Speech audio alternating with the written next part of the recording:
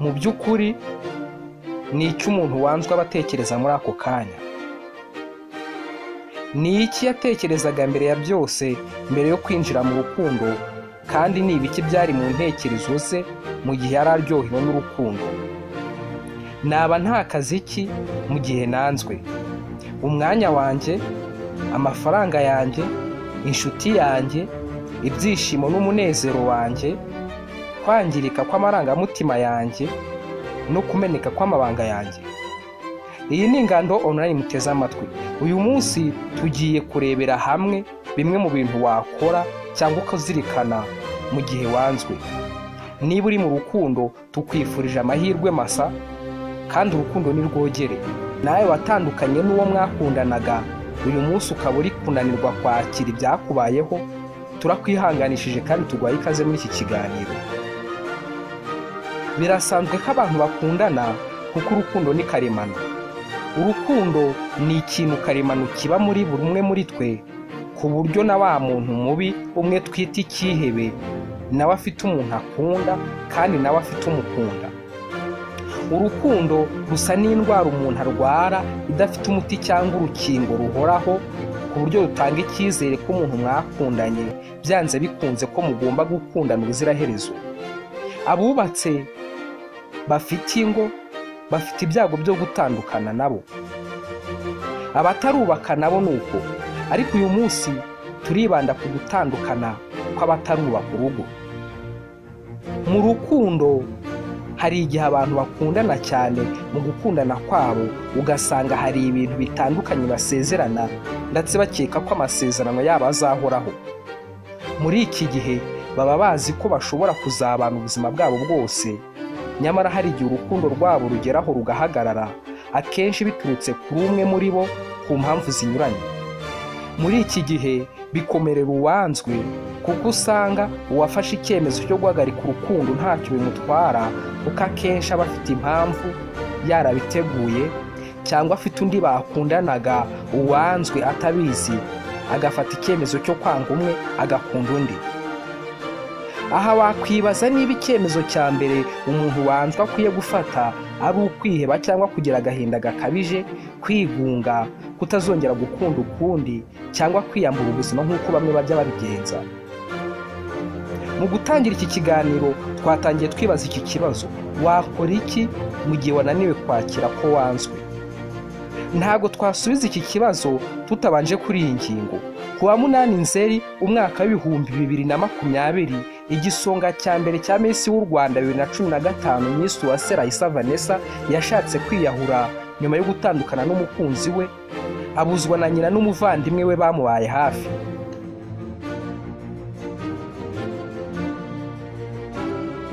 Iyi nkuru wayisanga ku kinyamakuru Kigali Today, yanditswe ku wa 9 z'ukwa 9 2020. Si ibyo gusa, kuko ku wa 6 z'ukwa 9 umwaka wa 2019 ikinyamakuru Kigali Today nabwo cyanditse iyi nkuru. Umukobwa witwa Scholastique Hatangimana w'imyaka 25 y'amavuko, ku masaha ya saa 5 yasimbutse igorofa rya 4 mu nyubako ya Makuza Peace Plaza ashaka kwiyahura. Iki kinyamakuru kivuga ko uyu mukobwa nyuma yo gusimbuka iyo nyubako atahise apfa, ahubwo ababibonye bakaba baratangaje ko yakomeretse bikomeye ku buryo bigoye kuba yakira. Yaje gupfira mu bitaro bya CHUK. Dore amwe mu magambo yasanzwe ku dupapuro twari mu mufuka w'imyenda yari yambaye: Dia, ashyiraho izina ry'umusore, kuko utahaye agaciro ubwo nagukundaga, ukanga ukabaho ukinisha umutima wanjye, ubu sinkishoboye kwihanganira uburibwe nteye. Bye. Iyi ni Ingando Online mukomeje gukurikira. Ushobora no kudukurikira ku mbuga nkoranyambaga zacu arizo Facebook na Instagram, hose ni Ingando Online. Ibi tumaze kuvuga haraguru ni ingaruka z'uburibwe buturuka mu gutandukana kw'abakundana. Dore bimwe mu byo wakora mu gihe nawe ugeze muri iki kibazo, cyangwa warakinyuzemo ariko ukaba utari kwiyakira. Icya mbere, niba wumva ufite agahinda ushaka kurira, ujye urira. Abahanga mu by'imitekerereze bavuga ko kurira ari imwe mu nzira ituma umubiri wacu urekura amarangamutima. ushobora kuba wakomeretse rero ushaka kwibagirwa ibyakubayeho, ukaba udashaka umutwaro w'agahinda cyangwa ushaka ko umubabaro ufite wagenda. Ukeneye kurira kugira ngo ukire. Wenda kurira ushobora kuba wabifataga nko kurira gusa, ariko kurira biruhura umutwe. Akenshi iyo ufite intimba cyangwa ikiniga wumva uremerewe. Iyo rero ubashije kurira uba uri kugabanya kuremererwa. Ibi biterwa n'uko iyo turize amarira atuma umusemburo uzwi ku izina rya adrenocorticotropique ugabanyuka. Uyu musemburo bizwi ko iyo ari mwinshi byongera ibyago byo kuba umuntu yumva yihebye, akumva afite agahinda kenshi no kwigunga. Ibi binashobora guteza indwara y'umutima cyangwa kurwara umutwe udakira. Ntabwo ari ibi gusa, kuko iyo turimo kurira biturutse ku gahinda k'ibintu byatubayeho, ubwonko bwacu butegeka umubiri kurekura umusemburo wa endorphine uzwiho kugabanya uburibwe mu mubiri wacu.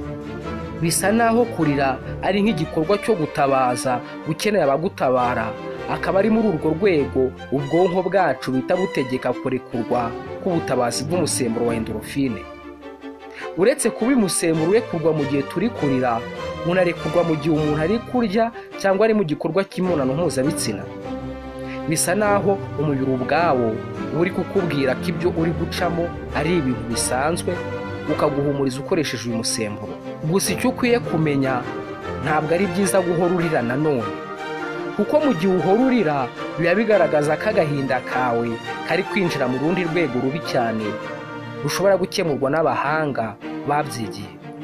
Icya kabiri, gukura umuntu mwatandukanye mu bantu wafataga nk'ab'ingenzi. Gukura umuntu mwatandukanye mu bantu wafataga nk'ab'ingenzi.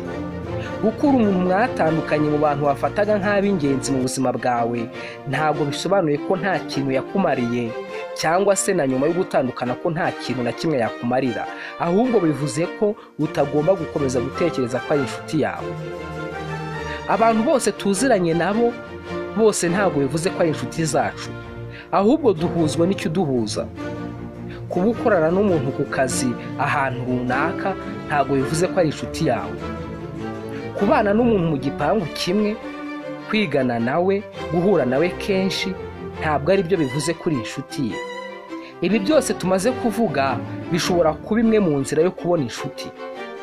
Inshuti ni umuntu umwe waratoranije muri abo bantu bose, ukamugiraho umwihariko, mukagirana umubano wihariye, kugeza nawe ushobora kumubwira akakuri ku mutima.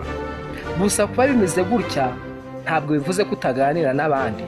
Kuba rero ari ngombwa gukura uwo muntu mu bantu wafataga nk'ingenzi, bivuze ko ugomba gutangira kwimenyereza kubana nawe no kumufata nk'abandi bose. Gusa ni byiza ko niba ari ngombwa kandi bishoboka ko wahagarika ikintu cyose cyatuma mukomeza gusabana no guhura inshuro nyinshi mu gihe wumva ugifite agahinda kenshi. Kuba tuvuze ibi ni uko akenshi iyo uhuye n'umuntu waguhemukiye mu gihe ugifite agahinda kenshi, ushobora kongera gushengurwa biturutse ku byabaye, ariko iyo hashize iminsi byibuze uba utangiye kugenda wiyakira. Ibi ntibisobanuye ko nta kintu yakumariye cyangwa se na nyuma yo gutandukana atakikumarira, ahubwo bituma wumva ko nyuma ye haboneka abandi bakomeye kandi bashoboye kumurusha. Kuko niba hari ibyo wamwitabazagamo bigukomereye, uba utazongera kubibona, kuko aba afite undi agomba kwitaho. Iyo umukuye mu bantu b'ingenzi rero bigufasha kuba wamwibagirwa. Icya gatatu, shaka ibyo uhugiramo mu gihe wumva utangiye kwibuka uwo mwatandukanye. Gutandukana n'inshuti ni kimwe mu bintu bigoye kandi bigira ingaruka ku marangamutima n'imitekerereze yacu. Igihe cyahise kiba kigoye cyane cyane iyo watandukanye n'umukunzi cyangwa ikindi kintu cyangije amarangamutima yawe. Niba rero ushaka kwibagirwa ibyakubayeho, shaka ibyo uhugiramo mu gihe wumva utangiye kubyibuka.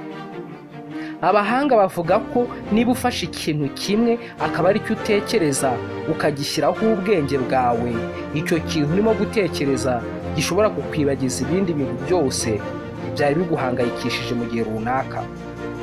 Reka dufate urugero. mu gihe hari umucuruzi warimo gucuruza ariko akabona nta bakiriya bari kuza, rimwe na rimwe ashobora kuganzwa n'ibitotsi ugasanga arimo gusinzirira mu ntebe. Birasa naho icyamuzanye atarimo kugikora, kuko yaje gutanga ibicuruzwa cyangwa serivisi runaka hanyuma akakira amafaranga cyangwa ikindi kintu gifite agaciro kabarirwa mu mafaranga, ariko ibyo byose nta na kimwe ari gukora. Mu gihe bimeze bitya, umucuruzi atangira kwibaza iki kibazo: byagenze bite ko uyu munsi nta bakiriya nabonye? Atangira guhangayikishwa n'uko uwo munsi nta mafaranga ari bubone. Bigeze mu masaha afatiraho amafunguro, azumva ashonje cyane kandi akeneye kurya. Muri icyo gihe kimwe ashonje kandi ari no gusinzira, nihaza abakiriya benshi bagatangira kumuzanira amafaranga yashakaga, bakaza basimburana ku buryo bitamuha umwanya wo gutekereza ku bindi. Muri uwo mwanya ibitotsi bizashira, inzara ishire, maze yumve afite akanyamuneza. Nubwo ibiryo byaba biri uruhande rwe, yumva atabirya atararangiza kwakira abamugana. Nicyo kimwe natwe, akenshi twibuka ibintu bibi byatubayeho mu gihe twumva twihebye, turi mu bwigunge, tunaniwe, cyangwa tubuze bimwe twajyaga duhabwa n'uwo tutakiri kumwe. Mu gihe bigenze uku, ushobora gushaka ikindi ukora kikaba ari ikinyuranyo cya bya bindi wari urimo. Niba wariraga, ushobora gushaka ikigusetsa. Niba wari wigunze uri wenyine, ushobora kuganira n'abandi bantu. Ushobora kureba filime ya komedi cyangwa gukina imikino y'ikoranabuhanga muri telefoni cyangwa kuri mudasobwa. Ushobora kuririmba cyangwa gutembera ahantu hatuje, cyangwa ugashaka akandi kantu wakora ukoresheje amaboko n'ubwenge, nko kwandika inkuru, gushushanya, cyangwa ikindi kintu gisaba kugikora no kugitekerezaho. Mu gihe uzaba uri muri byinshi, ntuzabona umwanya wo gutekereza ku byahise cyangwa umuntu mutakiri kumwe. Icya kane, kwibuka ibindi bintu wihanganiye mu buzima bwawe. Ubuzima tubayeho ntabwo ari ubuzima tubaho iminsi yose twishimye. Bisa naho kwishima no kubabara ari ibintu bituranye, byangana kandi bisimburana uko ibihe biha ibindi. Umva uko umuhanga Salomo, umwami w'umuhanga wabayeho mu mateka y'ubwami bwa Isiraheli, yanditse muri kimwe mu bitabo cye cyitwa Umubwiriza: ikintu cyose kigenerwa igihe cyacyo, n'icyagambiriwe mu isi y'ijuru cyose gifite umwanya wacyo. Hariho igihe cyo kuvuka n'igihe cyo gupfa, igihe cyo gutera n'igihe cyo kurandura, igihe cyo kwica n'igihe cyo gukiza, igihe cyo gusenya n'igihe cyo kubaka, igihe cyo kurira n'igihe cyo guseka, igihe cyo kuboroga n'igihe cyo kubyina, igihe cyo kujugunya amabuye n'igihe cyo kuyarunda, igihe cyo guhoberana n'igihe cyo kwirinda guhoberana, igihe cyo gushaka n'igihe cyo kuzimiza, igihe cyo kwimana n'igihe cyo gutanga, igihe cyo gutabura n'igihe cyo kudoda, igihe cyo guceceka n'igihe cyo kuvuga, igihe cyo gukunda n'igihe cyo kwanga, igihe cy'intambara n'igihe cy'amahoro. Umubwiriza ibice 3 kuva ku murongo wa 1 kugeza kwa 8. Ibi dusomye biratwereka ukuri kw'ibyo ducamo mu buzima bwacu bwa buri munsi, kandi birasa n'ubuhanuzi bugomba gusohora mu buzima bwa buri umwe muri twe. Nubwo ubabajwe n'uko wanzwe cyangwa watandukanye n'umukunzi, ariko hari ikindi gihe mu buzima bwawe wihanganiye ibindi bintu kandi bikomeye.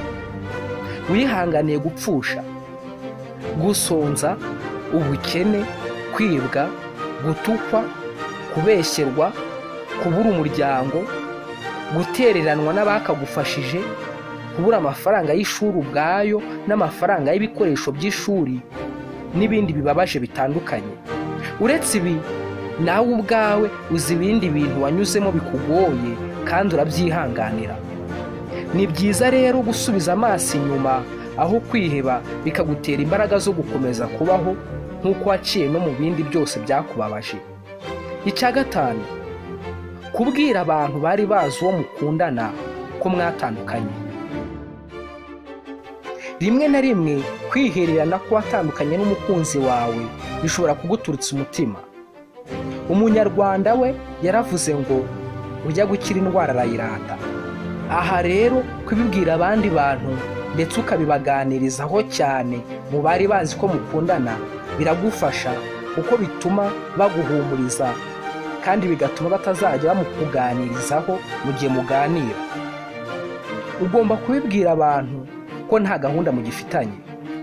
Gusa mu kuvuga ibi ni byiza kubibwira umuntu mukuru wisangaho, bikaba byiza aramutse ari inyangamugayo kandi yubatse.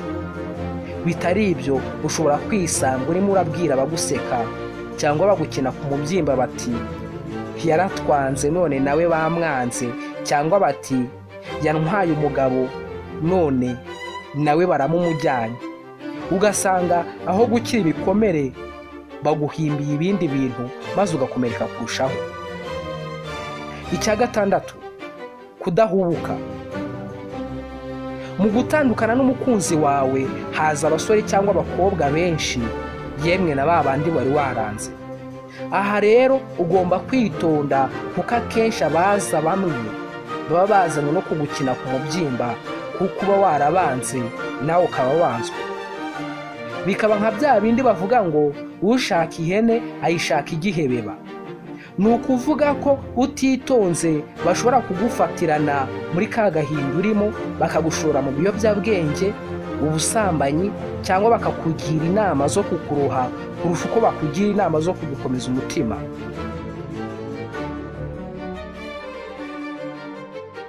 Ugasanga warizwaga no gutandukana n'umukunzi, hakaba hanakwiyongeraho no kwisanga ugiye kubyarana n'umuntu udakunda. Gusa ibi ntabwo bivuga ko uba wiyimye amahirwe yo kongera gukundwa, ahubwo ni uko ugomba kwitonda, kuko abaza bose haba harimo n'abakuryarya. Ntugahubuke. Icya karindwi, ibagirwa ibya kera, usengera ibiri imbere. Niba utandukanye n'umuntu, ibyo ari byo byose hari byinshi muba mwarasezeranye kandi mwaranyuranyemo. Nyuma yo gutandukana rero ni igihe cyiza cyo kubyibagirwa byose, ukabisaba mu mutwe wawe kugira ngo utangire gutekereza ku buzima bwawe buri imbere.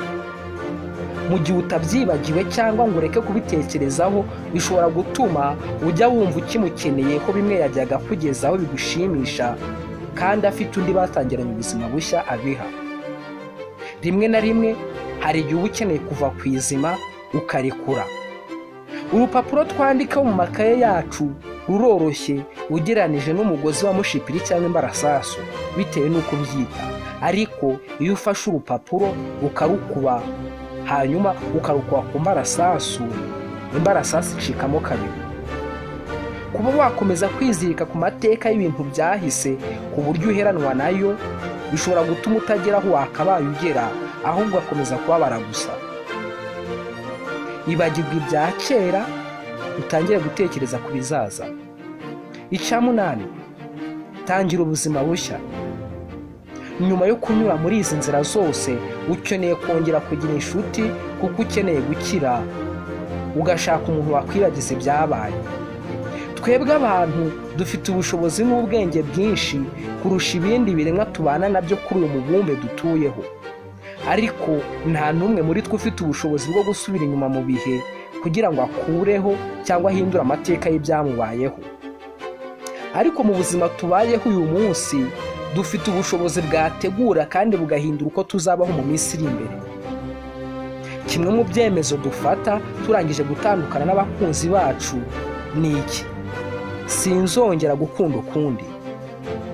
Umwe mu musaruro abenshi tuba dutegereje mu rukundo ni ukubana nk'umugabo n'umugore, tukabyara ahungu na kobwa, kandi tukagira urugo rwishimye. Tekereza rero buri wese utandukanye n'uwo bakundanaga aramutse afashe iki cyemezo: sinzongera gukunda ukundi. Iyi ni Ingando Honorine mwari muteze amatwi. Igitekerezo, ikibazo cyangwa inyunganizi mwabitugezaho mubinyujije mu mwanya wageneye comment. Tuzabisoma kandi tubasubize. Mushobora no kudukurikira kuri page yacu ya Facebook cyangwa kuri Instagram, hose ni Ingando Online. Ndabashimiye kuba mwari mudukurikiye. Naho ubutaha.